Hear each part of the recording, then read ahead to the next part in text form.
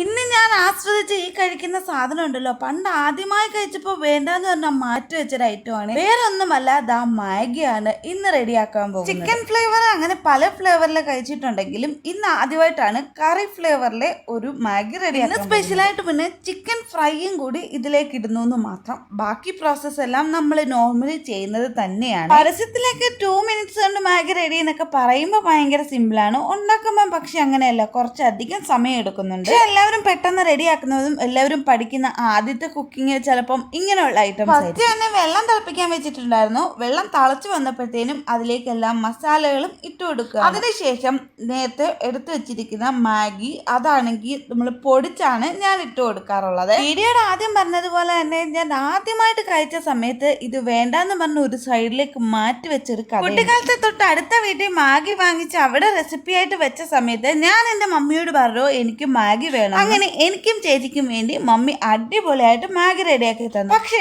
എന്തുകൊണ്ടോ എനിക്ക് അതിന്റെ ഫ്ലേവറാന്ന് ഇഷ്ടമായതേ ഇല്ല. എന്നാ കുറച്ച് നാൾ കഴിഞ്ഞ് വീണ്ടും ഞാൻ മമ്മിയോട് പറഞ്ഞു, മമ്മി ഈ വട്ടം എനിക്ക് മാഗി വേണം, ഞാൻ എന്തായാലും കഴിക്കും എന്നുള്ളത്.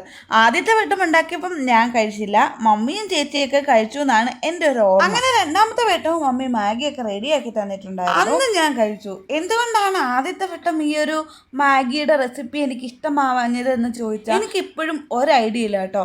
ഇന്ന് എനിക്ക് ഏറ്റവും ഫേവറേറ്റ് ആയിട്ടുള്ള ഒരു ഐറ്റമാണ് മാഗി. അങ്ങനെ ദാ മാഗിയൊക്കെ അവിടെ റെഡി ആയിട്ടുണ്ട്.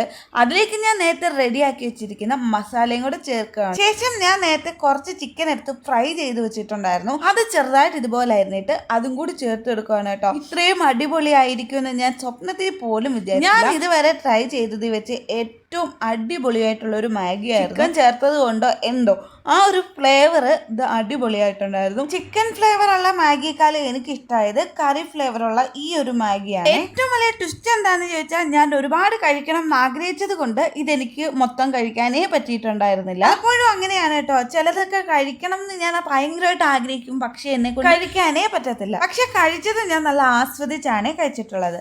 അപ്പൊ ഇന്നത്തെ വീഡിയോ ഇത്രയേ ഉള്ളൂ. അടുത്തൊരു വീഡിയോ ആയിട്ട് വരാം. ബൈ.